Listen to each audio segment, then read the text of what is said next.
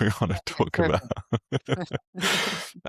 But what I realized is I want to like bring this practice of like having an internet less day, Hmm. maybe once a week, like maybe every Honestly, Thursday, it you know? makes a big difference. You end up doing things that you ordinarily wouldn't give yourself the time to do. It's just a time thing. Yeah. It's a space and time situation that we don't give ourselves with the internet. Yeah. And when someone else imposes that, like when it's like, all right, the internet's being switched off, you're not allowed to leave your home. Like Yeah. it was kind of the same during COVID, like, you know, different circumstances, definitely. But there Yeah. were snippets of that that were like, this is really a different way of living that Yeah. we maybe used to live like, and now we don't have that luxury until it's Yeah. I think imposed. everybody had that moment in COVID where they're like, oh my God, this is life. Yeah. And it was.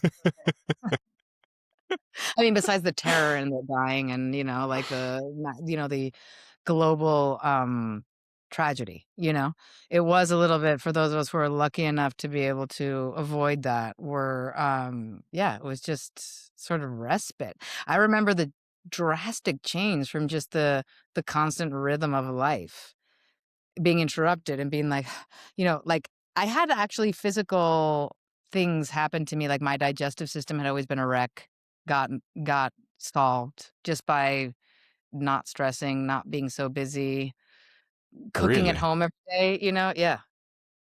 Huh. Mhm. Interesting. Mhm. Um, I had a similar thing with my digestive system maybe 6 months ago. Really? I went and did a nervous system rewiring retreat. Um, and Sounds like a it was amazing. And everyone I spoke to was like, "Oh, we need to do that." It was really good, Mhm. put on by this amazing woman, Sasha, who lives in Portugal. Mhm. And she does them actually relatively often, but she's got a little kid, and her sessions are always booked up. So she's like, "Oh, I want to run another one of these, but like I'm so busy." Anyway, Yeah, yeah, yeah. but Exactly. after that, so like I went and did this retreat, and afterwards I could eat dairy again. I could eat cheese and milk and all this stuff. I was like, oh, I used to be That's lactose crazy. intolerant basically, and now I can digest this stuff. Yeah, like Yeah. Yeah, I I guess we definitely take like it for similar. granted, I but have Yeah. No, and like you just I don't know, I also did similar things, cutting things out of my diet, gluten, dairy, whatever, going vegan and then, whatever. And all I needed was to like rest and cook at home. I think that was the main one. Yeah. yeah, yeah. Yeah. Um, somebody, hold on, before we get on this tangent, Yeah. can I get you to give a short intro of who you are and like kind of Yeah, of course. where you are in the Um world, what kind of things you enjoy? Yeah. yeah. Um my name is Annette. I am born in Mexico City, but my mother's Hey. American, so I was always, brought up biculturally. I was brought up in a very artistic family. My grandmother moved to Mexico to be part of the art scene back in the day, of the, Mm, 20s, 30s, 40s. And, art was a big part of our upbringing. And for me, I think as a young kid, like movies were the thing that captivated my attention always. And oh I yeah. always wanted to make movies. Yeah, yeah, yeah. Um, so that was like the dream. Then I went to acting school. And I was like, why am I here? But I thought I wanted to act. A terrible experience at acting school. I went to a conservatory. I went to BU, actually, their acting conservatory in Boston. Not great Okay. experience. And then when I moved to New York shortly after, and I remember trying to picture myself, doing the things I would have to do to act. And I was like, no. Yeah. And we'll get into it later, but I had a very interesting experience at a music video shoot where I was an extra and something happened with one of the other women on set that I was like, I shall not degrade myself like this ever. So I decided to like pivot from acting and then started a jewelry brand with my sister. And we met an artisan here in Mexico, and his pieces were really extraordinary. And my sister was wearing a piece. We went on a trip together, sort of a graduation from university and a birthday trip for her to Tokyo. and to Kyoto in Japan. And while we were there, she was wearing one of these pieces, and I thought, well, I said to her, like, this is incredible. What is this? She goes, oh, yeah, I met this artisan who does these pieces, very one of a kind, all made by hand. And he said that if we ever wanted to design, and he would produce them for us, or I could do that. Right. And so I said, well, why don't we try? Okay, so we go back to the US and then back to Mexico and meet. I met him, and then we started. It sort of happened like that, very organically. So then we had a jewelry brand. It was jewelry and accessories, bags, belts, all metal work, all made by hand in Mexico. And it grew into a full-on business. And it was a business that we had for over 10 years. I think we were like 12 years in business. And we were Wow. based in New York City. Yeah.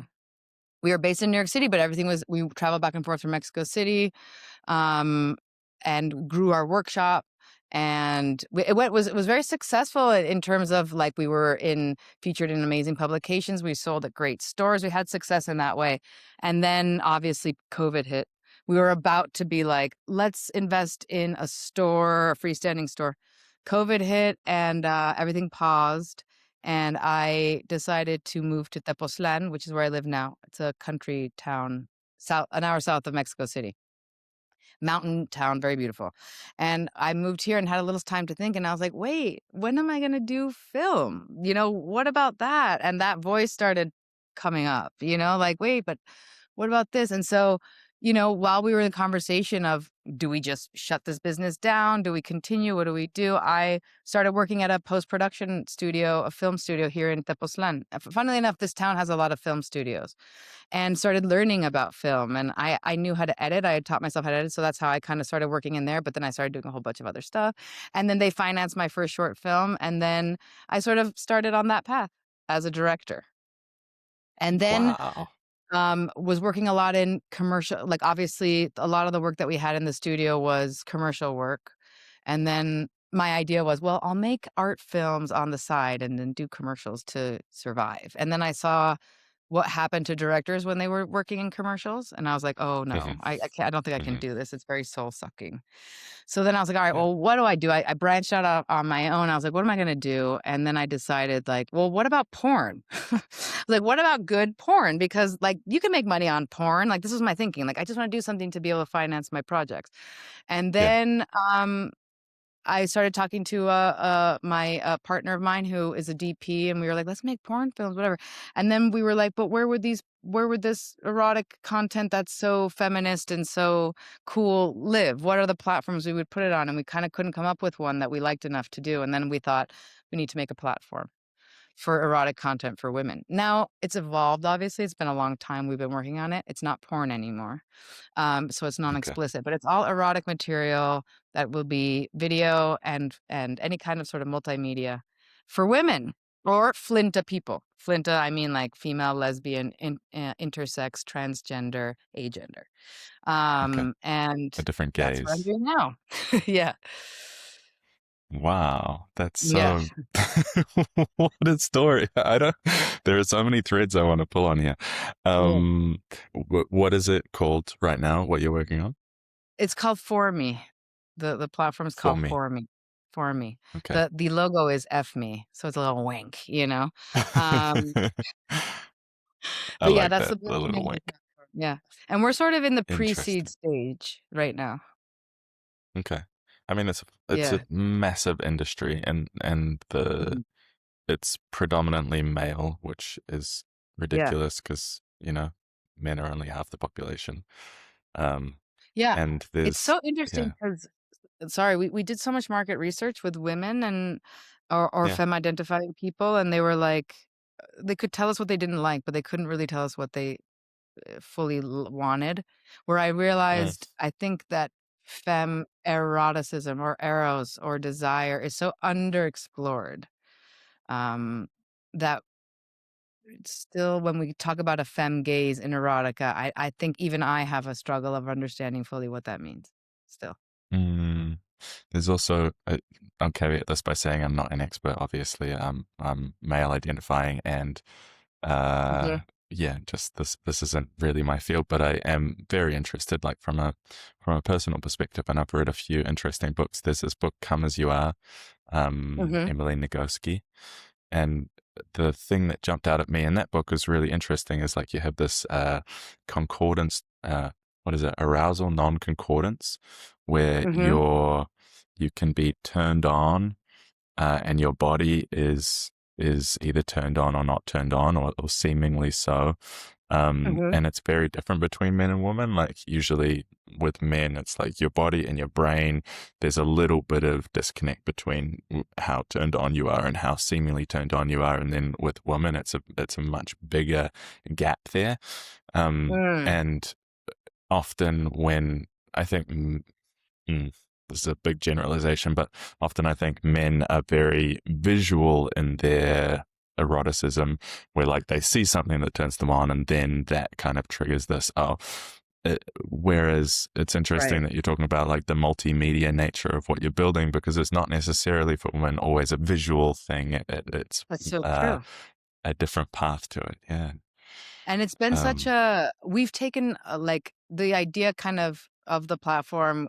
I came up with it in August, so almost a year ago, and, it's been taken that long to, like, develop this idea because it's just so complex, and at first, we were gonna do explicit material, okay. and we finally got to the point where we were like, "I think our audience wants to imagine," right? Wants to Yeah. fantasize.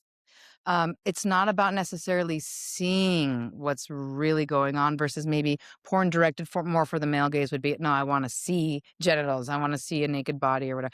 Not that women don't. I don't want to fall into the cliche of women sort of vanillaizing female eroticism because it can be quite kinky, it can be dirty, it can be nasty, all of that. As long as it's Yeah. authentic and the authentic pleasure is felt between the two people in the scene or the three people in the scene or whatever.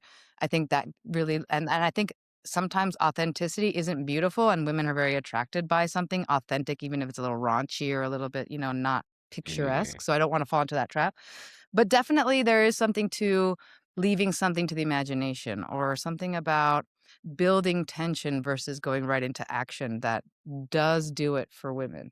And it's like biological, right? I remember a gynecologist when I was like, really young explaining like not young, but like, old enough to go to the gynecologist, being like Yeah. men and women reach arousal at different points. Men reach arousal at 5 minutes and women reach arousal at 20 minutes, right?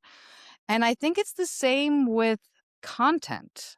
Like men Okay. are ready to go, they wanna see it. Whereas like women, like, give us a minute, like take us there on a journey. Yeah. Yeah. Yeah. It's a Take me whole by the thing, hand and female lead me all the eroticism. way there. Yeah. Yeah, yeah. It's fascinating. It's also Yeah. like there are so many like thinking about different mediums. Like there are a Mhm. lot of erotic fiction books Mhm. that Mhm. are super popular with women, and like this falls directly into Mhm. your thesis, right? It's like how do Yeah, you actually, we shifted away from explicit material in video because we realized, let's give our audience or our community what they want, and it seems they want Okay. um, literature, so we're gonna include that. They want audio, which leaves something to the imagination, right? And what it looks like is successful because there are many platforms that purport to be femme-gaze porn platforms, and they seem many of the women that I spoke to don't actually pay or subscribe to those platforms, right? But they are watching Heated Rivalry like crazy, or they are, like, going in droves to see Wuthering Heights, you know? So a lot of the or Bridgerton being number 1 on Netflix, a lot of the content, they're already it's there, what they want is there, and yes, it's sexy and it's erotic and there's a storyline and it's non-explicit. Yeah. Wow. Um, can Yeah, I bring us back to a thing that caught me? You said yeah, went when you were going when you were making this decision to get into film, there was a voice mhm, that was like, "Hey, when am I going to do film?"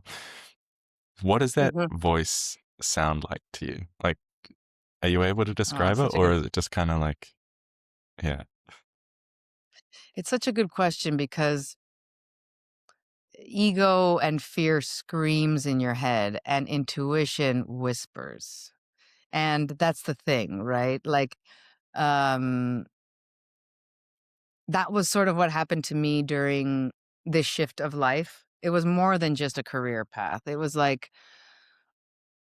I wasn't very happy in working in the fashion world. I didn't like it. I wasn't meeting the kind of people I wanted to meet. I didn't feel like myself there. And, I had my sister, and she was, like, my best friend buddy, counterpart, so she actually would save me, and that's the reason I was there, but, um, when I had the space and the quiet, and I had put myself in an environment, or I guess circumstantially because of COVID, where there was space, and, I started doing things I wouldn't do, just sort of on my own, like going and sitting in the garden alone for a minute, to take a minute. And those are things I wouldn't have given myself the time to do before. And I guess the voice can also be your body just doing something, like being in the flow of authenticity is sometimes a voice, and it's sometimes just a need to go and sit in the garden, you know, and you don't know why you're doing it. And it was a very quiet voice that sort of said, you know,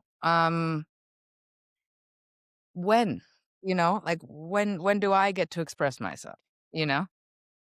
Mm, I think the things yeah. that we want the most, the things that are closest to us, are the things we deny ourselves the most for some weird reason. Mm, yeah. We have this story like, oh, that will happen at some stage, and I know it will happen, and then, Yeah, yeah, exactly. this I was like, statement of once I when. was gonna start another business with my sister. It was gonna be a beauty company, and I was like, "Okay, so this was my plan." I was like, and it was gonna be something that I knew could have, financial success. I was like, "Okay, so I'll do this company, and in 10 years, we'll sell it, and then I'll be able to do film." That was really what I was. It's there are so many books on this as well, and like I've Yeah. worked in startup world for a long time, and the whole startup thesis, there's a yeah, there are a couple of stories that illustrate this, or like the story about the American and the Mexican fisherman. Have you heard this? Mhm. I don't know the story. Oh my god, I don't know the story.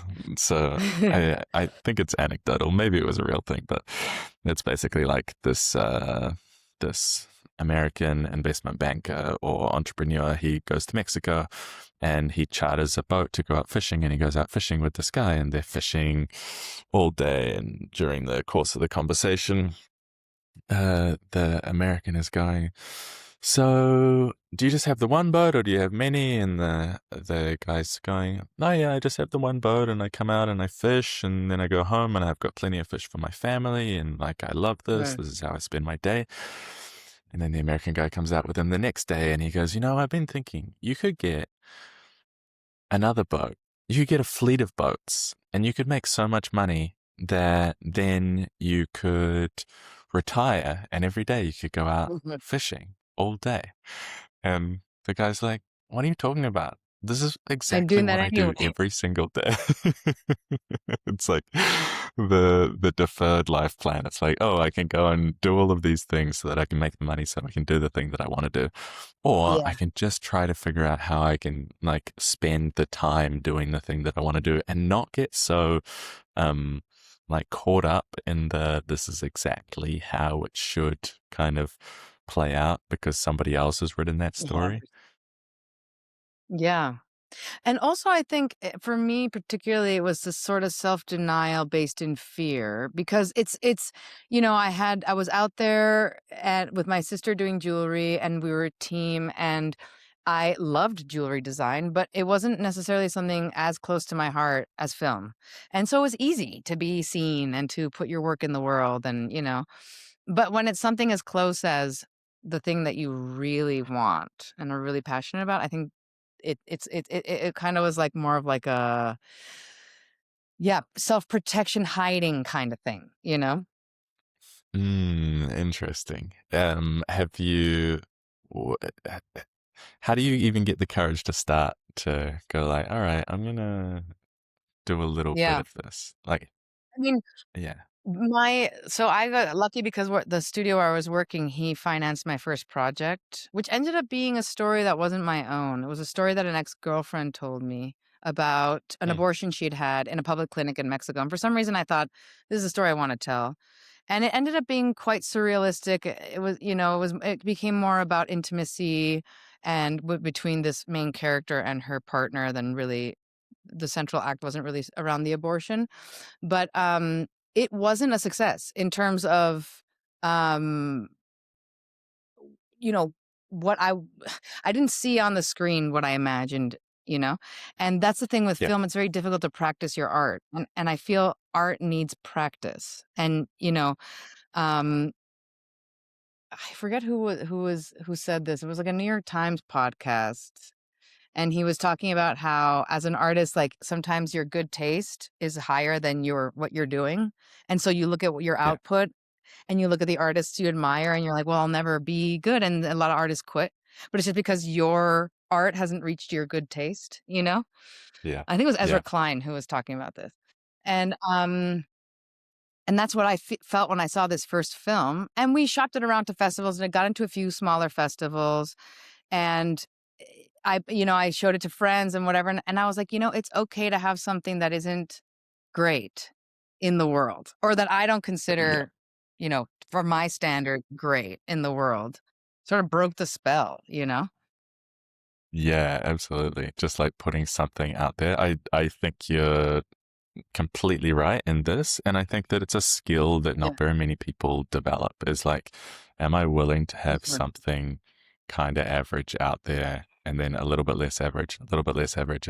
And then eventually it's like the Right. people who make really great stuff are brave enough just to fail. Fail is a weird word to use for it, Yeah. and I feel like it's overused, but it is essentially that. It's like, can I make something that Yeah. is not what I really, really want to make in order to get Right. there? Um, Right. And film is such a complex art form because, first of all, it's incredibly expensive, so it's difficult to practice on your own. yeah, But you can now. And, the way that the world's been changing with the creator economy and everybody sort of putting their own work out there, you totally can do stuff yourself. And I would encourage everybody to like pick up a camera and do it.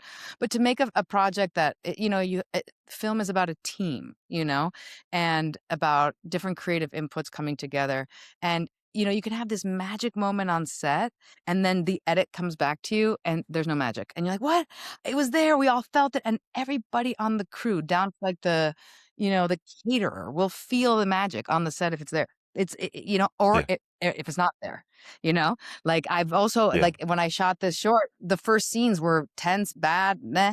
Everybody was kinda like, "Oh, shit." You know what I mean? And then the next day of shooting, we kind of or I think the next location on shooting that day was a magic moment, and everyone's like, "Okay, we're gonna make a good short film here." But, like, it's something that's felt, and then you can get the edit and not see it or feel it. So it's just so layered, mm, you know? mm.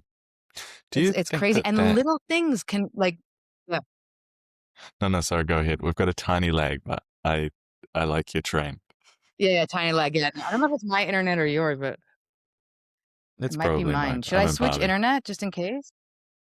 No, no, no. Yeah, true, true, true. And it all Um, records locally, so there won't be a nothing lag in the final thing. It's just okay, great. us. Okay, great. Just us. Yeah, yeah, yeah. Okay. No, I was just saying like a tiny little element can make a huge difference. Like for the first erotic short that we ended up filming, I wasn't happy with the way the art direction looked at all. And I wasn't happy with the end result. I had that same feeling like what I imagined is not on screen. And then I took the Right. decision to just put it in black and white, and boom, the magic was there once again. But it's like these little things that you can never think of, and then oh, all of a sudden like it works. I don't know. It's crazy. Yeah.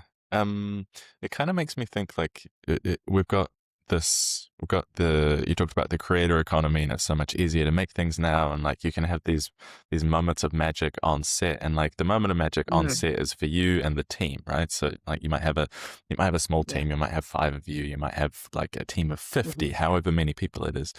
Um, in that case, on the set, creating the thing together, that is a form of art in itself, right?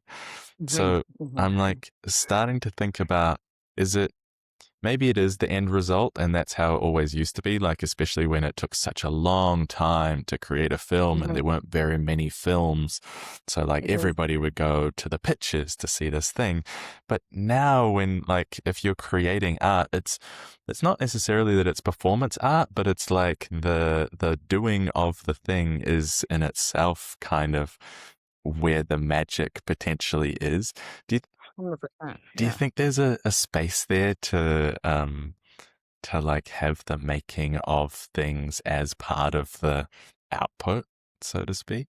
Oh, for sure. And especially nowadays where you have a great camera on your phone, so that when you're there, and we had somebody taking photographs behind the scenes of the set, but I would have loved video. We wanted to respect our performer. She was doing something incredibly daring and vulnerable. So we didn't have video and we didn't take a lot of photos, right? So, but yeah, I mean, I come from a theater background, so I studied theater, and I love theater. Like, I love going to the theater, and, you and I, met after a festival, and so it's kinda the same thing, like, DJs playing and you're in the crowd, and it's really the energy that is felt, and that's what's so magical on set, and I can tell you pretty much guarantee that everybody who works in film does it for the production, the being on set of it, you know? Um the pre and the post are pains in the asses, but being on set is absolutely magical. Yeah. It's such a pain. Both of those. Yeah, yeah, Yeah, bringing the yeah, project together and also doing the finishing touches. Yeah. yeah. But you're absolutely right. Um, There should be a way to capture, it might be about inviting people onto set, like spectators. Like, you can come and see it, and you can watch it, and you can experience it, you know? Yeah. mm. Like I was, not to take this to a particularly dark place, but yesterday when I was having this day of silence, I was thinking Yes. about death a little bit, and how like the fear of death is ultimately the fear of not being able to continue to experience things. Like, not Mhm. all of the things that I experience are positive things, um, but the like overarching, like knowing that if the end of my life would just be the end of my ability to experience things is a really like interesting lens to put on this. And then you think about like the experience of being on set, and that's a different experience to going to a film where you buy a ticket and you sit down, and it's a Right. very like known experience. um but yeah, just like this experience of creating together, I think is where a lot of people are more and more excited. And it has been quite gatekept. It has been difficult to go and start to work in film. And maybe this is, Yes. you know, Yeah. So, there's so many interesting things about what you just said. And the difference, I think, between theater and film is something can go wrong in theater. You watch, I don't know, the Olympics and you see the figure skating and you're like, okay, I'm going to fall. Like, it's that. And film has been perfectly polished, done, and ready for you so that when you're seeing the film, you might still feel the sensation of being on the edge of your seat, but there's no risk of anything going wrong, right? mm, Technically, or something that shouldn't happen. And a lot of times in theater, like, what might go wrong was what made the production great, you know? I had so many experiences where there were fuck ups on stage and you just had to kind of go with it and figure it out. It made it more authentic, like the emotion was realer and the audience was more engaged. And when you talk about death and the end of experience, um that is something that it is echoed in theater because you're living moment to moment in that presence. yeah, um which and I don't know, once you kind of chop up the experience of set and then make it a very tailored finished product, sort of reminds me of um listening to idols of mine give interviews, right? Because they'll tell you about their process. They'll explain the difficulties, but they look like such a polished, finished product that you think, God, like, I just want to jump right to there, you know? And you forget that it was, an entire whole experiential process for them. yeah. And that was part of the probably interesting, like if you just jump to Part there, of it. Yeah. what? Yeah. Um, I'm curious, have you had any super, super awkward experiences on, like on stage where you forget a line or something, like, The thing that I'm thinking about now is I used to go to my parents used to send me like children's theater camp when I was a kid.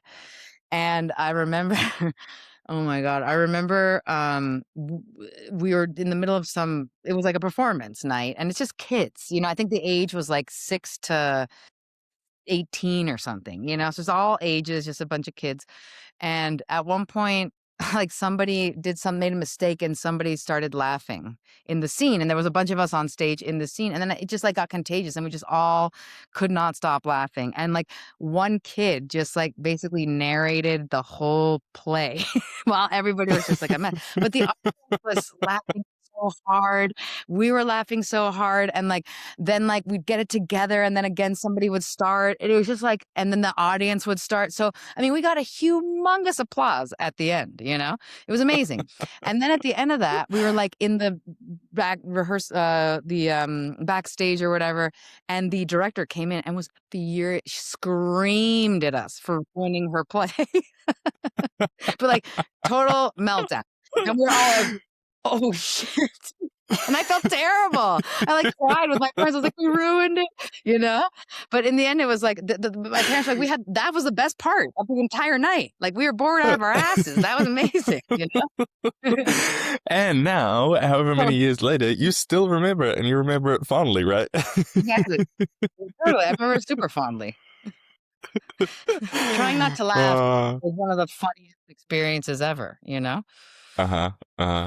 Able to laugh, So just this festival that we met at Waking Life, I haven't laughed like this in a long time, but I have this friend Anna who you will meet. And we were just being really silly together one day, and we ended up sitting next to each other, and we were trying to watch like a relatively serious performance. Someone was playing a piano, and one of us would start giggling, and just like the vibration of the person next to you giggling, and you get like the actual giggles. I haven't had this in years and years and years. Oh my God, it's so good. It's so good. It's so good when it happens. I love it. But it's like it's horrible too because you're like stop, But yeah, it's the feeling that's contagious, and I think that this is like the I want to say the perfect form of art. It's not perfect is a difficult word to contend with in art, in my opinion. But what I mean is that I often see art as your ability to put a feeling into something and then give it to somebody else. And you can give a feeling to somebody in person, or you can give it to them through some kind of medium. And this transferring the feeling, even the feeling of the giggles in your play, is such a, even if it's not the intended feeling that you're trying to portray, you are portraying a feeling, right? That's 100%. And the audience and us were just like hooked in, And I should mention that I also DJ, but I DJ for fun. It's always been like love of music and all that stuff. So when you ask me about how it's been to put my art out there, DJing has helped, because I've had so many bad gigs. But that's the thing, like you can be in the middle of a gig that is like, okay, so last weekend I was playing a gig, a back-to-back with a friend, and we were not nailing it. Like we were just like not fine. Like he's a great DJ. I like to think I'm okay. We were both like, and then the speakers went out in the club. Like the sound stopped. And they're like, oh, sorry, technical issue. And then when it started up again, it like turned us around. And then all of a sudden, boom, we had the dance floor back. So it's like those moments, right? Where like something technical and you're like, fuck, this is like the worst thing that could happen, actually saved us, got us out of our like loop that we were trapped in and liberated and had the tension released and everybody ended up dancing and we got the dance floor going and everything, So yeah, sometimes mistakes. And it's the same thing with, in the editing process, for example, on film or whatever, like the mistakes are where the juice is at, Yeah, they're so human. And it is that buildup of tension. I think we really like tension. Like for DJing, when I think someone is an amazing DJ is when they can build up tension and then release it and build it up and release it, take you on a journey like this. And I think when something happens that is like super, super polished, it's one specific feeling. And I guess we're very used to kind of living in that world because a lot of the stuff that we have experienced is like that, but it's not very connecting. in Yeah. my life, you know? Like when something happens, like the power goes out or the you know, sound cuts and you go, oh, what the Yeah. fuck? And it just drops all the Yeah. tension, right? And then you can have fun. Then you can play. Yeah. Exactly. It was like a Um, little wizard came down and was like, "Zzz, you guys need a reset," you know? The the Waking Life wizard. My girlfriend says there's a wizard behind Waking Life, like, making it run, and I'm like, "Yeah, no, 100%." And with electronic music, it's a huge passion of mine, and it feels that way, not just with festivals, but events, but parties, but, moments where there's magic in it. And you can tell when the magic's not there, and that's okay too, but when it's there, it's really, really there. Yeah. yeah. How do you think about magic? Because I have started to believe more and more in magic, and these days, like there are Yeah. so many serendipities that I can't explain it any other way. So I'm Yeah. I surrendering well, to the yeah, moving to this town, it's quite Mexico is quite has a there it's not odd to talk about mystical occurrences and mystical things among my friends even, and among skeptical people, like modern contemporary people. It's part of the yeah culture here, mysticism, you know? And, when I moved to Tepoztlan, this town is, like, supposedly, like, aliens. I mean, like, you know, it's one of those towns, right? It's like an energetic vortex and who knows what. There's, like, a million healers, and you can do all the plant ceremonies you want here and all this stuff, right? And yeah I was maybe more skeptical than, 5 years ago when I moved here, when I first came. And, something that I, um realized about life is that let's call it the universe. I don't know. I don't know. I don't want to call it the universe, but whatever is talking to us if we listen all the time, but all the time. And it's really quite funny. Like, okay, I'll give you a random example. I have two very close friends, and we went to this festival called Sustain Release in New York. And at the festival, like we started calling each other Rangers for some weird, stupid, dopey reason, right? Like, oh, the Rangers, whatever. Like, I don't remember why. And then, I was with this one friend, but our third ranger friend, wasn't there, and we're in an Uber on the way to the airport, and he goes, "Ah, I miss Marielle, I miss the Rangers," you know? And then on the radio, there's an announcement, it goes, "Da, da, da, Rangers, da, da, da, da, da," right? And so we're like, and it's like, that can be you can think about that and say, "Oh, coincidence," or whatever, or funny, happenstance. But, for me, it's like a little sign that, something is waving back, you know? And uh-huh it come and it's subtle like that. And I find that the universe for me has quite a sense of humor about it. It's got quite yeah. a sense of humor. It's funny. We've been calling it Um, the cosmic giggle or the cosmic yeah, tickle. Either of yeah, the like, haha. Do you see? You asked for that. Did you see that? yeah, exactly. and And it sometimes you don't. Sometimes you miss it. and almost it becomes like an inside joke with yourself or like yourself in the Uh-huh, universe. And I understand your like hesitation to use this word universe because there are so uh-huh, many words I find that are kind of uh I wrote a little blog piece called uh-huh, the weight of connotations or uh-huh, something along those lines. This was a long time ago. But uh-huh. basically every single word that you use, somebody will connect it with something that maybe you're not necessarily intending. And maybe there's not a word that you can come up with that really has what you mean. But yeah, there's this interconnective tissue that is kind of Yeah. doing Oh, this yeah. this back and forward. Yeah. It's back and forth, and it talks to you, and it talks to you through people. It talks to you, you're driving, and there's a road sign that says something, and it's just, yeah. I think, and that way, I do feel like total magic going on all the time, And I was not that person before, um, Mm. and and it all happens at the right time but that's really difficult to come to terms with when you're in the middle of it, you know? Yeah, it can be really tough. Um, Yeah. it's more fun to live this way, I realized. Like Mhm. you can struggle and you can like really get angry about the things that are kind of going on, especially when you're in the middle of something and you go like, why does it need to be this way?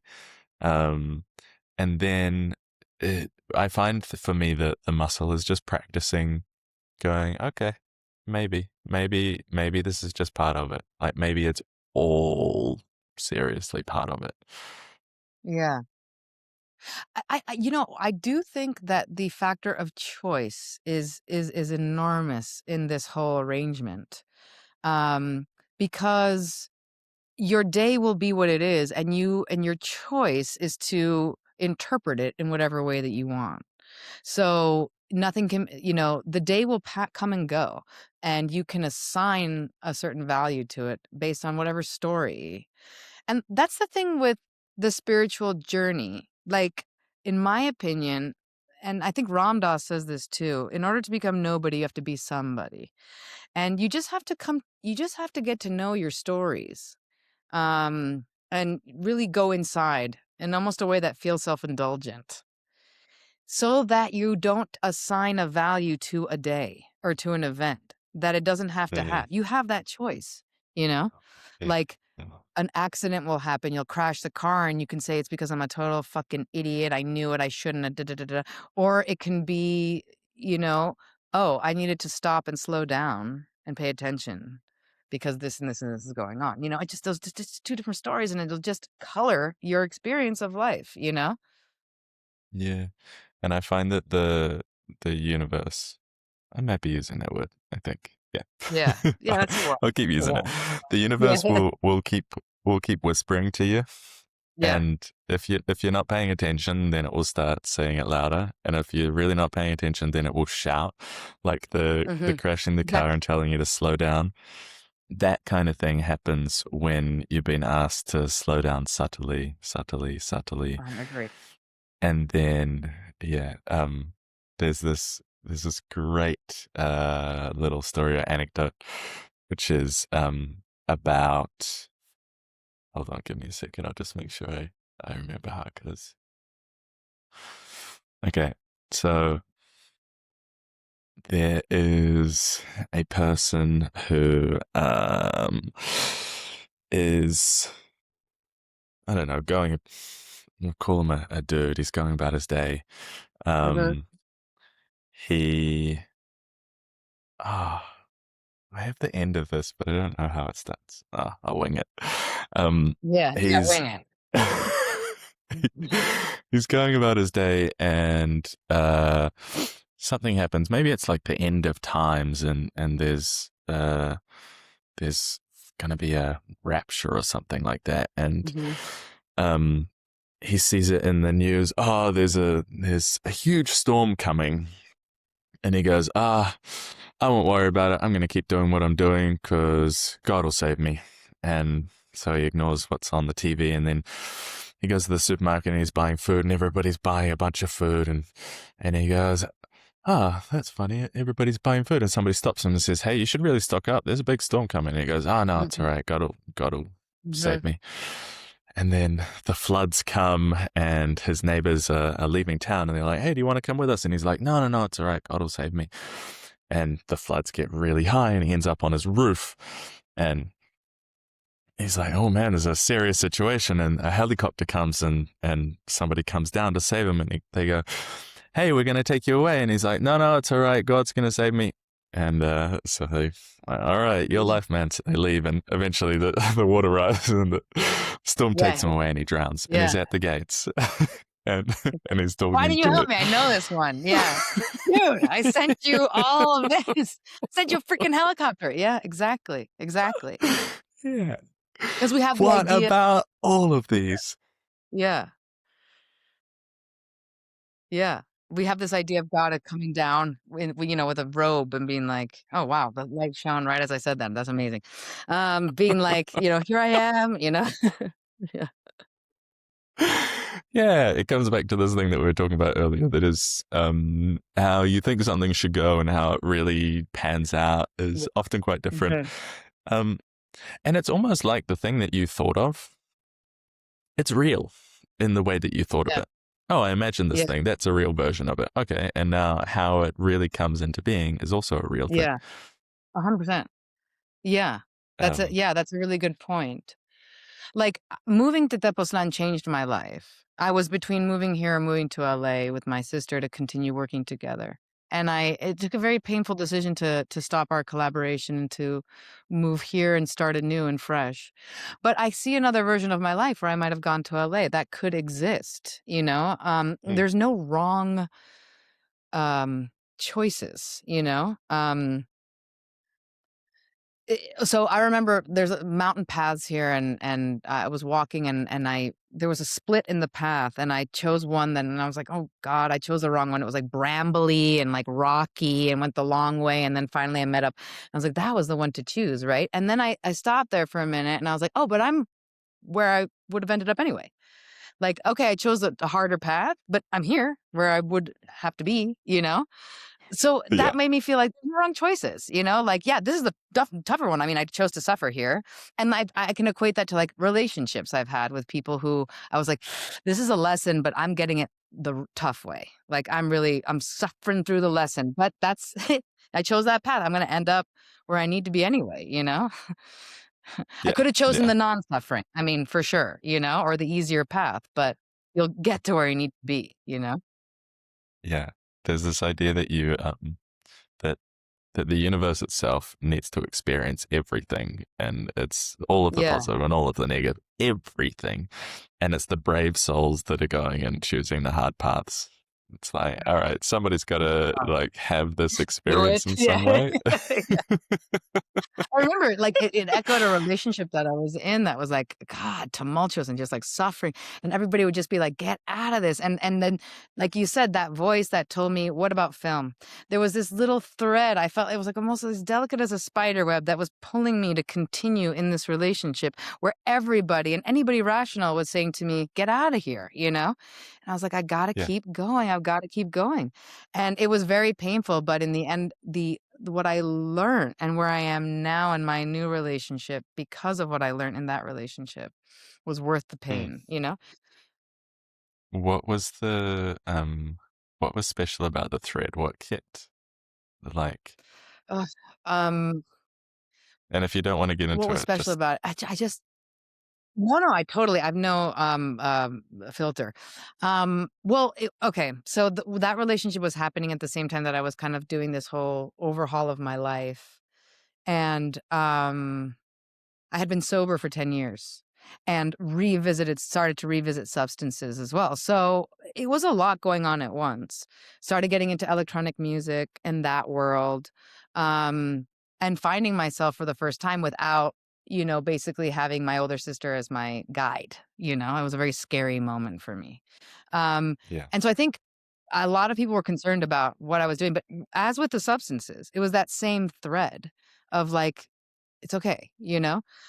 You can try this. You can, and this is safe. In the same way that the threat of, so what traditionally might be perceived to us as danger, like revisiting substances after a long period of sobriety, or being in a relationship that is difficult for others to be around, right?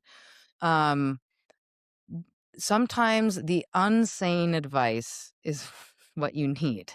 And I don't want to say do the crazy thing always. I'm not, you know, it's like I'm not that person, right? But there are moments in life when you're like, I'm walking through hot lava and I need to. I need to right now, you know? And there's no explanation. There's no explanation. Yeah. And I think people are afraid of human beings falling apart. I'm afraid of it. You know, we're all afraid of falling Mm. apart or losing it in some way. But sometimes it is what is necessary to heal, Mm. you know? Mm. It's that the fear of the unknown is what comes up to me, or Mhm. like the risk of the unknown. Um, there's this really beautiful way of looking at life that I have fully. I think I've been trying to live like this anyway, but a friend Yeah. articulated it. And it was also one of those serendipitous like happenings. And then he told me this story. So we were going into Burning Man last year, and Mhm. it was like 17 hours waiting in the line to get in because there was a big Mhm. storm, and there Yeah. were five of us sitting in this little car. It was kind of like doing a long haul flight, but you didn't know how long the flight was going to be. Um, and Yeah. so we're sitting in this car, and at one point I go, guys, I'm just going to go for a walk, and like there's big wind gusting by, and I am walking Yeah. down the line, and there's an RV, and the person in the front of the RV is my friend Chris, and he goes, "Hi." And I'm like, Yeah, what yeah, the yeah. fuck? This is crazy. Yeah. So I like, I go in and start talking to Chris, and Chris is like, so I've had this thought recently, and I'd like to share it with you. And the idea was living life like going on adventures for God. And the way that he described it was, Mm. uh, if you think about everything that happens, it's recorded in some book, let's say. And the analogy he was using was the Akashic Records, which is a relatively well known um, Yeah, yeah. understanding Yeah, yeah, yeah. of different planes. Yeah. So he was talking about everything's recorded in the Akashic Records, and whatever um, God is reading the stories might be like, oh, Ty sat in traffic and then got to his computer and tappity tap tapped, and then he sat in traffic on his way home, and then he cooked dinner, and then he went to sleep. All right, that's a Mhm. story. A lot of people are living those stories. Not Mhm. not so exciting to read, right? But if you think Right. about going like living your life like going on adventures for God, it's like I want whatever that thing is reading the story to be like, ooh, why why did they do What that? happened Why next? did Exactly. Yeah, I got out of the car in the windstorm and walked, and people would say, "You get to get in the car," you know? And for Yeah. me, substances led me to plant medicine, which led me to, a humongous life discovery that was very difficult, but also super healing. And I never would have gotten there had I close myself off from experimenting with substances again. And then in my relationship with this person, we're best friends to this day. And we kept each other very close throughout the breakup. I think we didn't speak for like 3 months, and then we were back in each other's lives. And that's what made people feel like, this is toxic. What are you doing? Get rid of her, close the door, banish her. And that's Yeah. when I felt the thread, because I was like, I need to learn something here, because she is the mirror image of my ex-girlfriend, who's a mirror image of my first girlfriend or whatever, right? So I was like, Mhm. I gotta be here right now in the mess, in the mud, and it stinks, okay? And it's disgusting. And everybody around you is like, ugh, get the fuck out of the mud, please. You're bothering me. And you're like, sorry, I'm in the mud here with this person. And you have no idea how much we've both flourished and healed as individuals because of staying in the mud together in that way. And it was very Mhm. difficult for people to Mhm. watch. People were not like my close friends, like, concerned and worried and pissed off, and it was triggering, and, it Mm. caused problems, but it was so How healing. how does it feel now? Like what is the it sounds like you've kind of gone through the tunnel. Yeah, yeah. Well, I can say that, I can't get into specifics, but I will say that what happened one of the plant ceremonies that I went to was life-altering and very difficult, and it has to do Mm. with repressed memories, and, Mhm. I can tell you now with certainty, Ty, that I've seen the blackest black there is in life, but I've also seen the brightest bright, you know? And, things like Waking Life saved my ass, and I was really going through it. Yeah. And being surrounded by community and Yeah. being in this amazing place, experiencing music and experiencing connection and beauty and the serendipitousness of the universe and the magic and all of that in an unadulterated way made living life in the darker tunnels bearable. And Yeah. now that I'm out of the tunnel, what was the question? What I've learned? Is that the question? Yeah, like what you say like you were in the mud. You needed to be in the mud. This was like obviously an important thing Oh, for you, but I yeah. had the same thing. Like what Yeah. makes you feel like you're not in the mud anymore? Oh, okay. That's a great. Okay. Because I'm not telling everybody around me that I'm fine. I don't know. That was the main thing that I noticed. Like, when You know what I mean? When I was in the thick of it, I was like, "No, I'm fine. I'm doing great. I'm really doing great. Life is good. I'm doing great." And then, when I got out of it, I was like, "Damn, that was close." Like, I was close to being like, "Let's check out early." Like, that was really close. And now I can Yeah. say like, "Oh, okay." Like, now I'm actually okay. But I think it's so funny because it's a little bit like what we talked about before, where it's like the thing that you most authentically want is the thing you'll resist the most. It's in that Hmm. universe where you're like Hmm. having such a bad time that all you can tell yourself and anyone else that is that you're fine. And then when you get Yeah. out of it, you can say, "Okay, that was really bad. Like, wow, I really wasn't fine." And then you can admit that. And that's when I realized I was out, was when I could face the people that had gone through this journey around me and really worried about me and whatever, and say, "You were right to worry. It was very bad," you know? Instead of, don't worry, I'm fine," you know? Hmm. Hmm. I used to feel like this in one of my first relationships, that we Yeah, would try to talk about emotional things, and I would realize that I couldn't talk about the thing and experience the thing at the same time. I had to like experience it and process it, and then and figure it out, and then come and talk about it. Um, totally. yeah, and I think that that's kind of shifting for me, but I think that there's something to be said for. I've been leaning a lot more into just feeling the feeling rather than trying to put Yeah. words and thoughts and all of the rather than trying to actually just like intellectualize it or analyze it in some way. Is like, actually, sometimes feelings Mhm. are so complex and you can have 1,000 thoughts that are associated with this one feeling. And now when a feeling comes up, the practice that I've been having is just like, what is the sensation of that?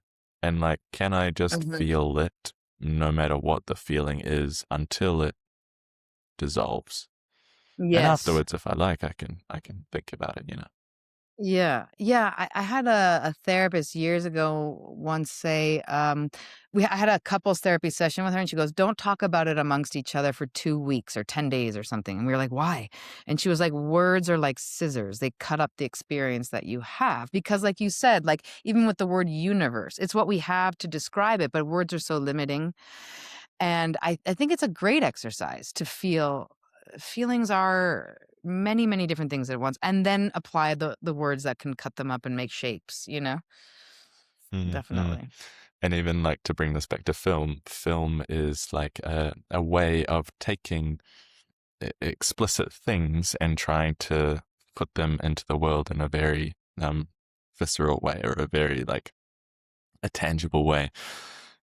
I'm very Yeah. curious about what kind of different mediums we might be able to create, which are like, can you just give somebody a direct feeling of what you're experiencing, or um, Mm, you know, do you ever yeah. think about that? Do Well, you have that's any, you know, about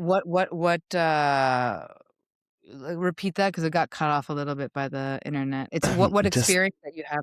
Yeah. like how new mediums for passing on, say, a feeling to somebody else? Oh, yeah. Definitely. I mean, a writer who I can't remember his name now, which sucks, but he had an interview, and my brother sent it to me, and his theory about art is that artists see the world and they are discontented by it. They don't like what they see, and art is the bridge between the world that is and the world you wish was, you know? Hmm. And I really relate to that. Um I think in films specifically, you have so much at your disposal to transmit feeling. Hmm. Um, and maybe it's that you have so much at your disposal that makes some films do it not be able to actually do it successfully. But because you have image and sound and a story and characters and words all wrapped up in itself, I think it's one of the um most successful artistic mediums for transmitting feeling in in all of art's forms, right? Visual and sort of literary and whatever. Yeah. And the way I think about it is, in order for it to be universal, It has to be so personal. It has to be my singular, tiny little experience and the most authentic version of that. Not what I wish my experience had been or the kind of person I want to be, but really my real experience. And then when you put that out there, it's like such a tiny little tube because it's so, uh, it's like you extract it with a needle. And when you put it out there, somehow the more authentic and the more personal and the smaller and the more singular it is, the more people connect to it, the more people feel it. I don't know. It's Yeah. this weird phenomenon of like through the singularity comes the many multitude or something. I don't know. I think it's so amazing, especially the way that you put this, like the explicit words that you use. I have Yeah. heard that echoed Yeah. exactly throughout many conversations with many artists. It's wild how that Similar it is. personal is the universal. Yeah, yeah, exactly. Yeah. Um, Yeah. and I think that's something that people who don't view themselves as artists don't necessarily see, because the commercial element of a lot of life is standardization and utility and all of these things that are kind of the opposite of this like really personal experience. Yeah. Yeah. I think what gets in the way is the fantasy of human beings and the fantasy of human life. I mean, you see it everywhere. You see it permeating politics, the situation that's going on worldwide. I mean, we're living in a fantasy of who we are. And you see that in commercial work a lot as well, like these tropes, these like kind of caricatures of human beings, these fantasies of the kind of people that we want to be or want to be surrounded by. And none of those fantasies or those tropes really exist. Yeah. Um, and And with when the you fall see for them, yeah, well, when you see them, it's hilarious. yeah, I don't remember where I was at some event, and there was this guy who, I was in Portugal, and there was this guy who was like such a caricature. And a friend of mine said, "Hey, have you met that guy? It's hilarious. He's like this unreal thing that is like exactly the stereotype of what you would expect somebody who dresses like him to be like." Um, yeah, and it was so weird because it was so unnatural. Like it was exactly. such a trope. You're like, "What's going on?" I know a guy, he's also a DJ sometimes, and this thing that you were talking about when the DJ has it, planned out, you can feel that.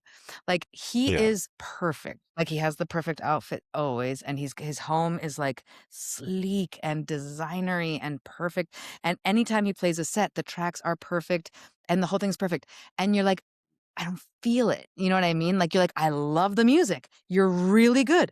But man, what would happen if you just, put a little, oil in the hinges, loosened up a little bit, maybe you would feel a bit more in the art that he's putting out there?"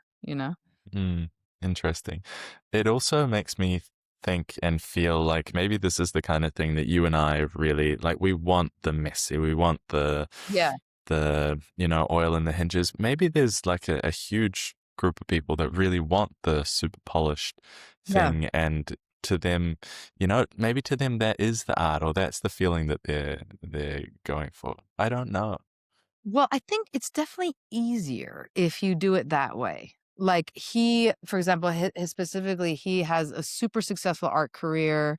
Um, I've seen it's easy for him, because he is that fantasy of that guy, that really Yeah, cool yeah, artistic sort of sophisticated guy. And so I see how it's worked for him. And I think yeah, that, yeah, I think people do want that fantasy. They want the character, maybe a little bit, or at least yeah. nowadays with social media, maybe that's the reason for it. I don't know. Interesting. It's like I often think about simplicity, and that you can have simplicity you get simplicity at both ends of a spectrum. Yeah, So you have like that's very the true. simplicity of, oh, I'm just going to decide this, like, I want a coffee because that's really easy and I haven't thought about it at all. And then you have the Yeah. complexity of, oh, I could have all of these different things, and I could have this and this and this and this. and you work all the way through Yeah. that and you get simplicity. And I think film is like a really good example of this. You can shoot something really raw and like not really edit it and then put it out and it's like super simple in its raw form. And that's like Mhm. the finished Mhm. thing. And then you got all of this stuff where you get super complex and you put too many things together and it's like hard to find the thread or hard to Yeah. get the distilled thing. But if you work all the way through it, some of the like most beautiful pieces are the simplest, but it's been a lot of work to like get it through to that Right. distilled version, you know? Right. Uh, And in the end, I think I've been thinking about this recently, actually, how important taste plays into it. Because the thing with considering yourself a person with good taste, there's a fear that comes along with not having good taste, right? And mm, and whatever that means, right? So it permeates into the art that you may or may not want to do. Like one of the main reasons why I was so upset at the end result of this erotic film was because the fabric that my art director chose was like cheap because we were trying to save money, and it looked great on set, but on camera it looked terrible, and we hadn't done camera tests, right, beforehand, which was actually, something my DP should have done beforehand, and when I saw it on screen, it looked cheap, and that was what was plaguing me, right? It's cheap, it looks cheap, it doesn't look elegant, right? There's not good taste, whatever. Put it in black and white, suddenly like, oh, I'm like gonna film noir, it looks so elegant, right? But I'm like, I was thinking about that too, as because a lot of the artists or the kind of community that I have here in Mexico, I would say considers themselves people with very good taste, right? And how limiting that can be as well. Not that I want to make things that look cheap. I guess the failure of this film was that it was supposed to look elegant and didn't. So if you do something that's yeah, supposed to that can look a little like kitsch or whatever, fine on purpose. But this was like, oh, you tried and couldn't. Um, but yeah, um, but I was thinking about that a lot in terms of also I have a bunch of DJ gigs coming up that I'm digging music for, and it's like this fear of bad taste, how it can plague, mm, and how it can limit you and being like, sometimes I want to play a cheesy trance track, but it's like, don't do that, you know?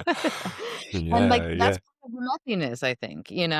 Um, and as an artist, I've had to reconcile with the fact that like maybe I think the inner battle is always, am I good? Am I any good? Am I any good? I think that's what plagues any artist, right? Am I any good? And I think it reminds me of this exercise. I went to Lambda for a semester when I was at BU Lambda's, the London Academy of Music and Dramatic Arts, and I studied there. And they used to have us do a run of the play before opening night that was act as badly as you can act, like really be the worst actor you could possibly be, and it was everybody's best performance, obviously, you know. So I think that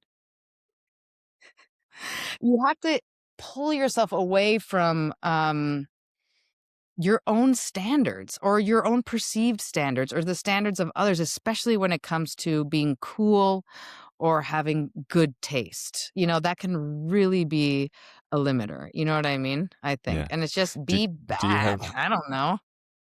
Yeah. Yeah, do you have a method for like for cutting that string for like being bad? Is it No, a I'm terrified practice? of having a I'm terrified of not having good taste in everything that I do. That's the thing, like that's why so I'm sort of like now focusing on it, and now being like, I don't know, I guess the practice in it is to I don't know, maybe be forgiving of your humanity, of your shitty little Mm. goofy dumbass humanity. Some grace. Yeah. Yeah. Um, well, if it's of interest, I have a little group of friends. We have a group chat where we're just every day trying to do something embarrassing, something that makes you Yeah, go I like, love it. oh. That's awesome. And It's very needed, you know? but yeah, Yeah. yeah, I'm finding like it, you can think about these things and it's one kind of experience. But unless you actually just go and follow through with it and do the embarrassing thing, you don't get Mhm. the relief. You don't go through the tunnel. You don't have the like, oh, I thought this thing was going to be awkward, but I didn't do it, so I don't know. You have the, oh, Yeah. I thought this thing was going to be awkward. I did it. It was awkward, and I'm Yeah. okay. And Yeah, then the group exactly. is like, we get to chat about it. We get to send little messages like, hey guys, I did this awkward thing. And everyone's like, yay for the Yeah, awkward thing. yeah, that's awesome. That's awesome. Yeah, I love that. That's a great way of working through it. And for me, like, putting out this I put the version of the erotic film out that looked bad, and my girlfriend was like, "Okay, I have to," I was like, "I don't know, something feels wrong, I don't feel good about this, something's wrong," and she said to me, like, "Okay, I have to tell you I don't like it," and I was like, "Why? Tell me everything." She's like, "Everything you talk about, the fabric is too distracting, I can't get into it, whatever," and that's what pushed us to take and, like, together, like, I was like, "Maybe I should do it in black and white," she was like, "I think that's a great idea, try it." I tried, I was like, "No, it looks terrible." She's like, "No, keep working on it," because I also do color grading. Um, and that's what pushed us to make the product that I feel really happy with now, was putting it out there. Like, I don't think I would have arrived to that point if I hadn't put it out there. If I had kept it behind closed doors and waited to the moment where I felt it was perfect, I don't know if I would have had that epiphany, you know? But it was the pressure Yeah. of having put it out there and having have people have somewhat negative reactions to it, and hearing an array of reactions to it. And it releases you, like someone says your work is shit and you're like, okay, well now I can do whatever the fuck I want. It makes me think like how many artists are out there that are super talented but just not brave enough to put that like to put the thing into the So world, many, to take that step. so Yeah. many, so many. And that's why for me this platform is much more than just um like the main goal is to have Flinta people feel like something reflects back their eroticism back to them in a genuine way, and that's the core purpose. But another very core purpose for me is to provide a space where creatives can come together and where we can employ a large amount of creative people in these projects, whether it be writers or photographers or animators or filmmakers or anything, and to have us have a I had to create a project to practice my art because I resisted networking in film circles because I didn't like it. I didn't like the vibe there. Yeah. Yeah. And so I was like, so to be a hired director, I had to create my own project, right? Because I didn't have the connections in the film world to get hired myself because I didn't like networking in that world. I couldn't do it. And so I want to be able to provide a space for people like me who aren't great at Instagram or social media or networking, or getting out there. But there can be a space where your arts can speak for itself. Like that's my idealized version of what this platform can be for people who want to collaborate. Mm, I beautiful. think it's important. What stage are you at right now? Like, who are you wanting to meet? Who's interesting So, to yeah. talk to? So, yeah, we are doing everything ourselves right now. I have a very small team, but it's a loyal, dedicated team. And at this moment, we crowdfunded for our first film. We shot it, we edited it, we're finishing it. And right now, we're putting a very simple little website up there with the film on there where people can just enter their email and watch it. And we're going to see how it does. And we're going to start our social media channels and start, kind of our goal right now is to start creating a community around this project, and getting people interested and starting conversations and then from there, after we've seen the response, it's a proof of concept, right? So we've shot this film, we're putting it out there, we're going to see if our audience responds to it, and if we see that there is a positive response, then we'll fundraise for the real deal sort of project. Yeah, Cool. and Okay. hopefully Will be you share it with fundraising me by the after? fall. Okay. And we're Yeah. about to come into summer, right? We're coming Yes. into spring, I guess. Spring is Yeah. spring tomorrow. Spring is wait, you're right. March 21st, right? Yeah. And I turn Yeah. 40 in 5 days. Whoop whoop. Hell yeah. Yeah. Um, I got a question for you. If you think about 10 years down the track, Yeah. what Where do I wanna be? did you well, no, the question is What did you do this year that planted the seed for 10 years down the track where you want to be? What do I do this year, like 2026? What seeds are you planting right now that are 10-year seeds? That's a great question. Let's see through that time. Okay. Well, one of them is I'm in this great relationship right now with a woman that very happy to have met. And we met at Waking Life. Um and Yes. yeah, if you want to hear a magical thing, we realized months I later do. that my parents were married June 22nd.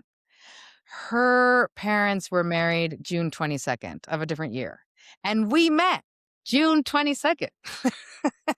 It was one of What? those yeah, yeah, yeah. How crazy is that? Anyway, that's just a funny thing. But I think I see myself sort of building a family and home with her, you know? That's definitely something that I can see 10 years down the line. And then, honestly, this project is very important to me for so many reasons. Like, I think about it in terms of it's a social project for me, and political. And I want to create a web for FLINTA people to make to create equality. I think we need economic equality, and I want to be a hub for that. So I do see myself like very much digging into this project. Hopefully, we'll see what happens. I mean, I don't know what's going to happen in the next year. We're in a very Yeah. uncertain place and time right now. But I do think people need to laugh, and I think people need to be entertained, and I think people need to have good sex, and I think people need to see themselves represented in mainstream media. Yeah, and I think women. I'll speak for women or femme identifying people as one. It feels like we've been shouting in an empty room, like just stop Yes. the violence, stop objectifying us, allow us to feel safe in our own bodies. And I feel like that's a humongous part of why I'm doing this. And in 10 years time, I would like to see some sort of social change with regard to women's rights, for sure. Yeah. Me too. Yeah. Fucking hell. Yeah. Yeah. And Um, this is not a project that doesn't involve men. This is a project that, in my idealized version, says to men, actually, this is what we like. It has nothing yeah. to do with you having a huge dick. No, like, this is what women like. This is our gaze. You fit into this. We want to worship you. We do, That's in it. the same way that we want you to worship us. And that, I think, can bring us closer to Uh, equality than we've been so far. I don't know. yeah. I think a lot of some revolutions are fought with physical violence, some revolutions are fought in the courtroom, and some are fought with entertainment. Yeah. I think so too. And I think that, Mm.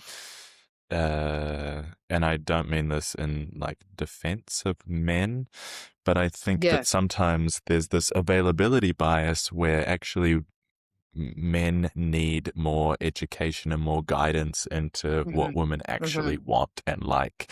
Because Yes. if what Yes. you see all the time is this male gaze porn, and Right. I think young men just assume that that's what people like. And I have this discussion with friends often. It's like, what 100%. Yeah. what is, what you learn is really important. And it's also this thing of feeling silly. Like, I think sex is one of Mm. these things that people think that they should magically have all of the answers and know. But actually, Exactly. it takes time and practice and education and feeling Totally. novice enough, or like feeling comfortable not knowing things in order to learn. Um, Exactly. yeah. And I 100%. think that, And I think, yeah. well, just there's a lot of men, there are a lot of men who really have good intentions and don't have a roadmap Yeah. for Yes. understanding how to, yeah, how to do a 100%. lot of Like, things.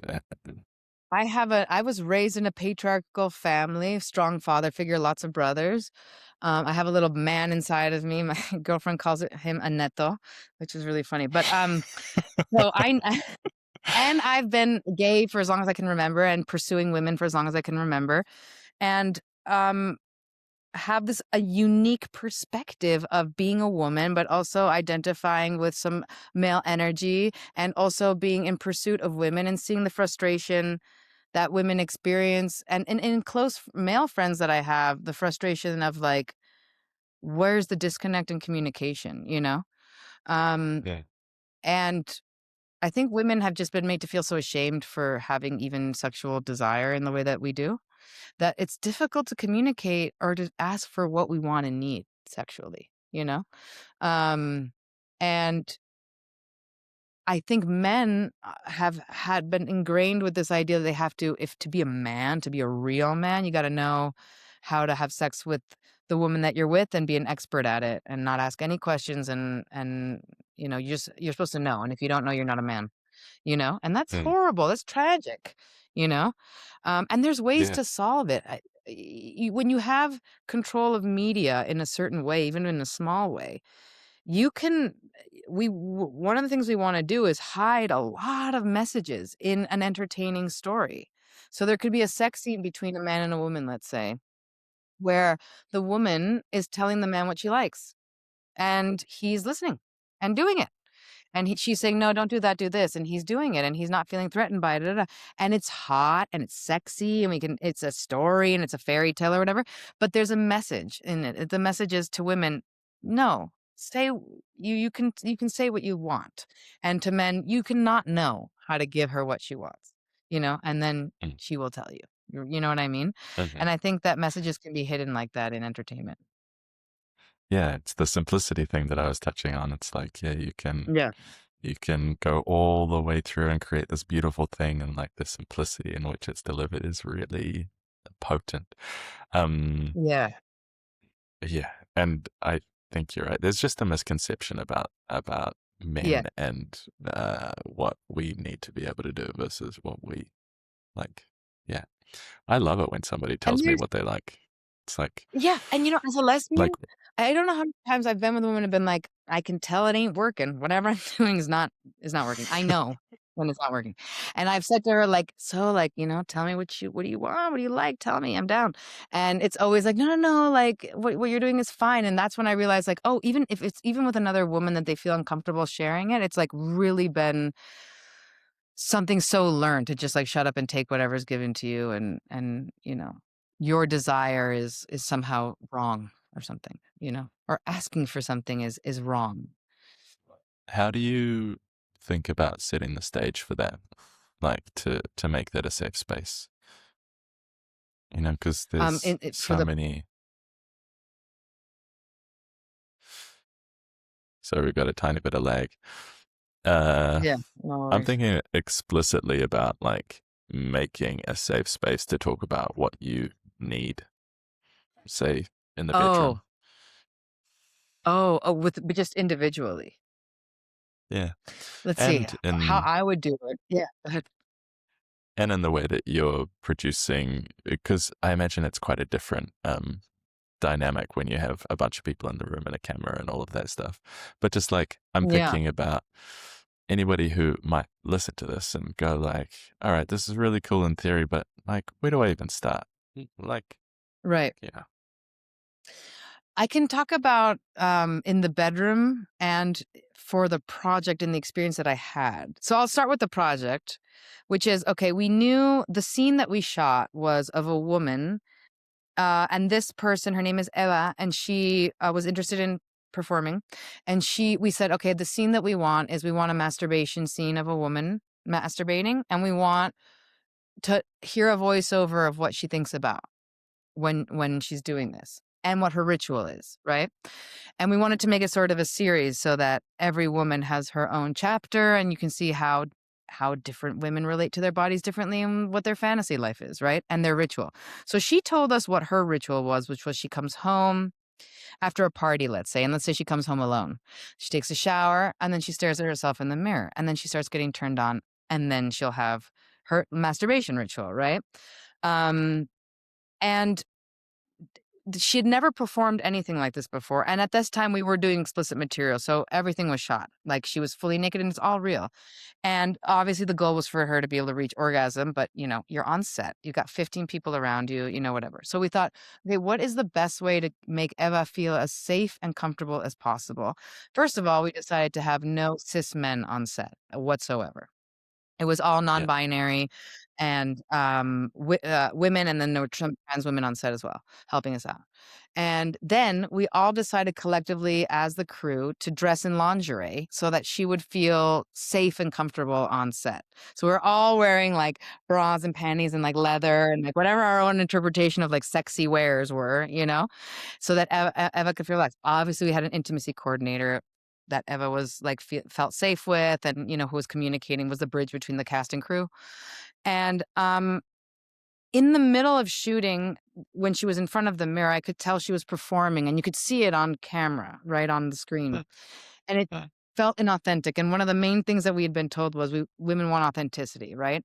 So I went up to Eva and I said, was trying to get her to relax a bit. And all of a sudden, as I'm in the room with her, we also limited the amount of people on set. So it was literally like the DP, camera operator, sound person, and Eva, right? So as I'm on set with her, very pared down set in this moment, I started feeling sad. I started getting this sensation of sadness, and I was like, this isn't mine. I'm picking up on something that Eva's feeling right now. So I went up to her and I said, Eva, feeling sad. Are you sad right now? I can feel it. It's palpable. And she goes, oh my God. Yeah, actually, I've just gone through this breakup. I've just been rejected by this person.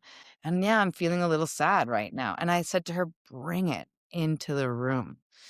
Bring it with you. Let yourself feel it. Look at yourself in the mirror and feel it and long for this person that you're longing for, and look at yourself. And then she kind of, she was amazing. She, like, all pretense fell away. And she brought her sadness, which is really what she was feeling, into the room. So instead of trying to be sexy, she was allowed herself to be sad and longing.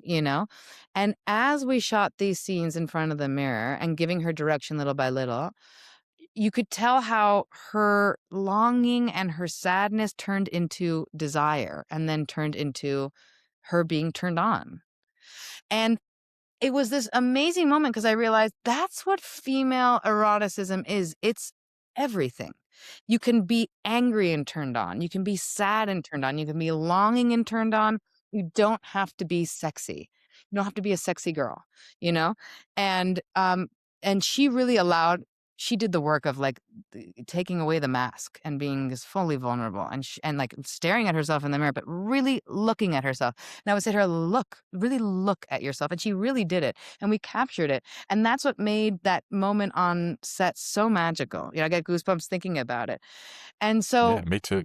I think that when it comes to, yeah, yeah, it was really, and it was like, oh, this is female sexuality. And then, of course, and then amazingly, she was really reached orgasm, like, for real. And, like, we captured it on film, and I thought, holy shit, I can't think of a project where I've seen a woman come on screen and really believed it, and really said, like, no, she really did orgasm. Like, I know for a fact she did. And in this project, I know she did, and you can see it on screen. And that's also really important because you see these sex scenes in movies and it's like 3 pumps and the chick is, like, coming, and, that never happens. Like, no woman orgasm, well, okay, very few, very lucky women orgasm from, like, penetration or whatever. So I think that Mhm. when it comes to these It's moments not the of norm. bearing yourself, which is what happens in the bedroom, it's not the norm. Yeah. Um, you I think both people have to bear themselves in order to have an interchange that is safe. So quite physically, we bared our skin for Eva to feel safe being nude on set, right? Um, I Something energetically was interchanged between us that allowed her to bear herself and me to feel and adopt the sadness she was feeling. And it was something that happened between us. And then later on, she even said, I felt like I made love to your DP.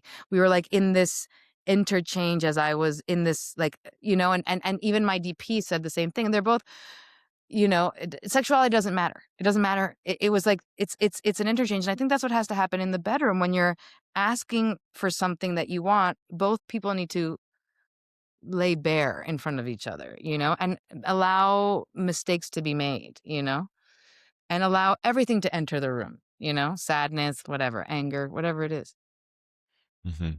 As long as it's authentic, as long as it's a real That'd be my answer. feeling, that's what's more important. Yeah, yeah, Yeah. I totally get it.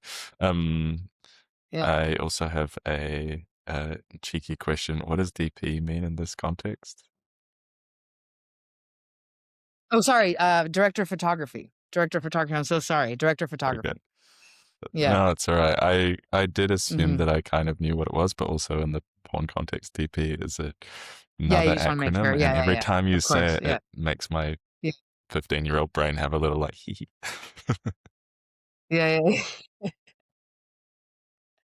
That's so funny. Um, Yeah. yeah, interesting. Yeah, I think you're right, and that's where male sexuality is quite different. Is the Hmm. or maybe it's not even that different now that I think about it.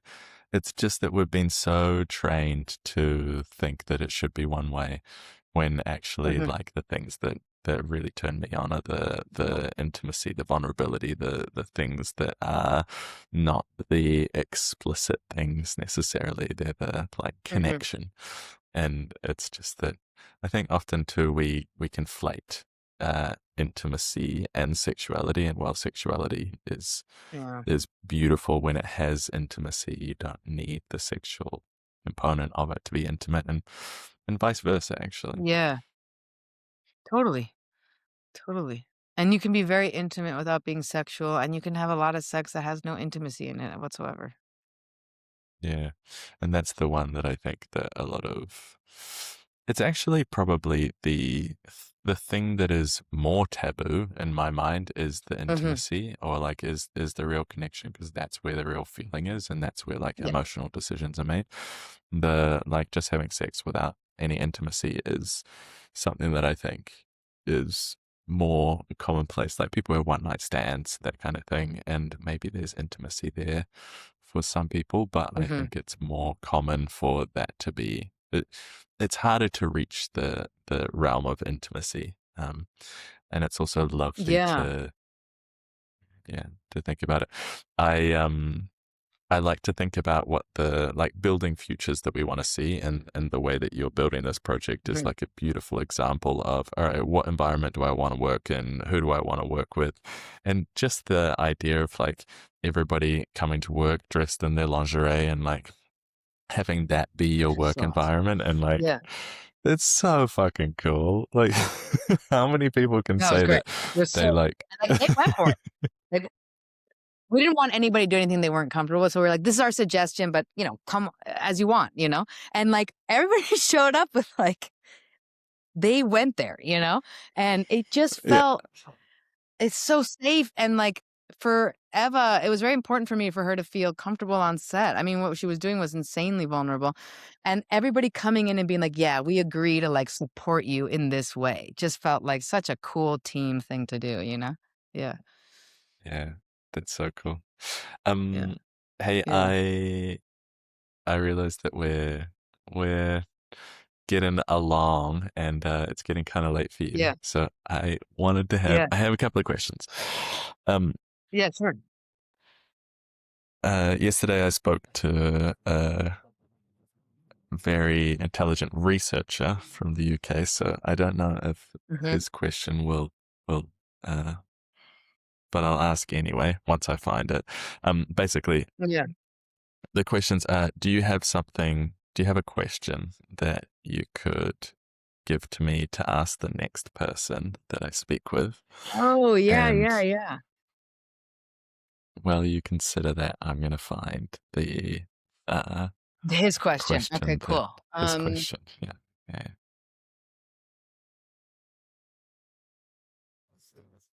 That's a great exercise. Um, And it doesn't, it can be as deep or as not deep as you like, you know? yeah, yeah, yeah. What's your favorite color? No, just kidding. Let's see. I really Mm, like the question, what's your second favorite color? what? I really like the question, what's your second favorite color? Oh, yeah, that's because a it great assumes that one. you have That's a. so funny. Um,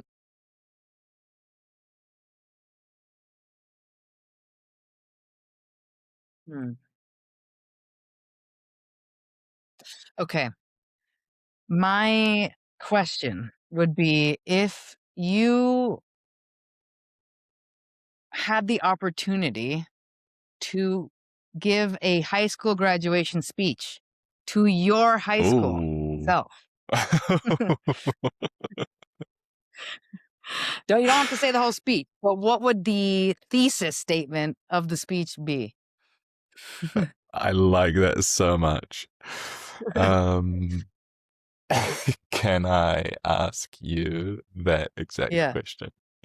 Well, me right now? Oh gosh, yeah. Damn it. Oh, yeah, that's the next person. I will ask the next person, and you can also know is a very appropriate answer always. So if you're like, No, no, no, no, I I can don't want to. answer. Okay, Um, I guess what I would tell my high school version or my high school now would be like, um,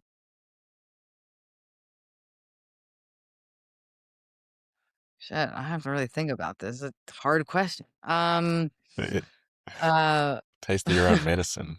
yeah, my own medicine. Damn it. Not going down so smooth. No. But this is the point: um, is that humans are unedited, and we should be unedited in my view, exactly, especially like exactly. you know. 'Cause coming up with things, but they all sound so cliche. Like, I guess I would say like, oh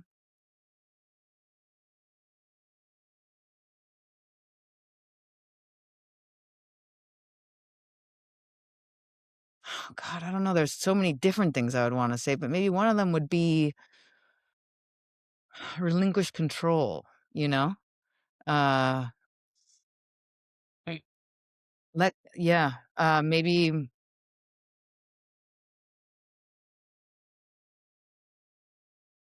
let the river of life lead you. And it's something that's so sad. So it's so hard to like put into specific words, but I guess it would be like, um,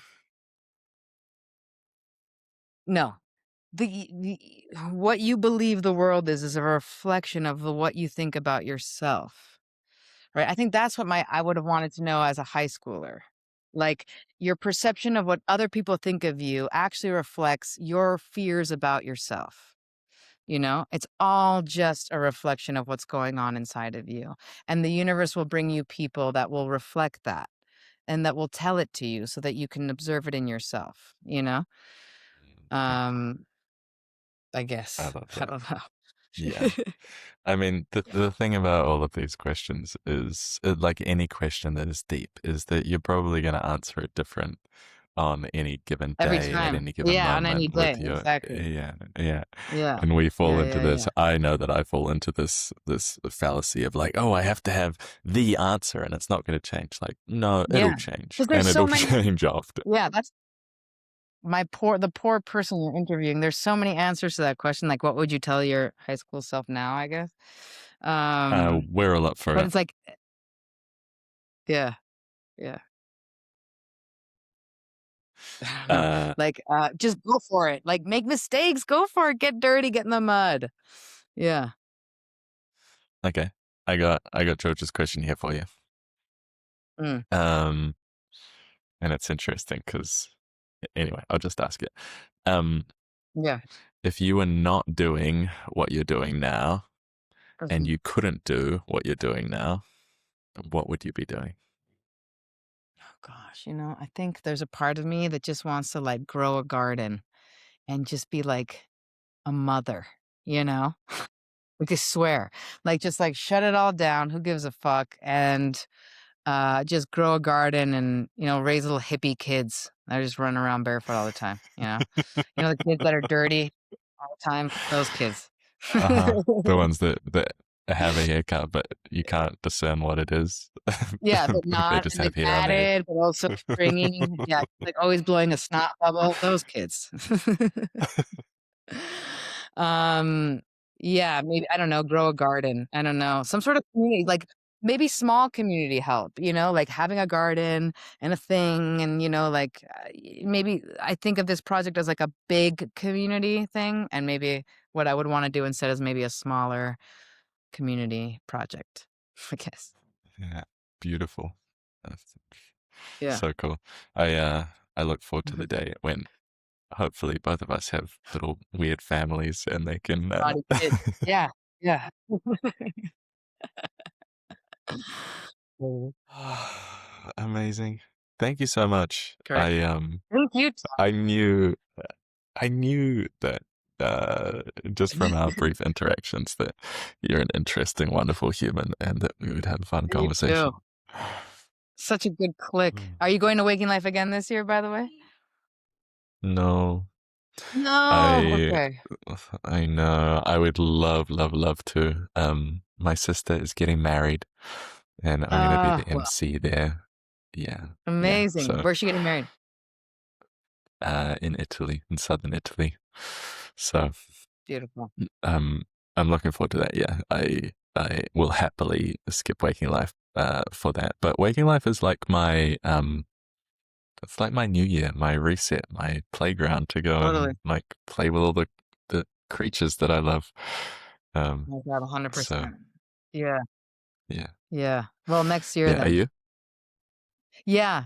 Yeah, yeah, yeah, and also, actually, this year we have a whole team of Mexicans. We're all, going together. There's, like, 4 RVs of us. We're Wow. like "We should sell tortas in the RV camp," you know? Like, That'd be so much fun. Yeah, the But following year yeah, I we'll am make it happen. going to a couple of fests. Honestly, like, yeah, it is kind of a year marker for me also.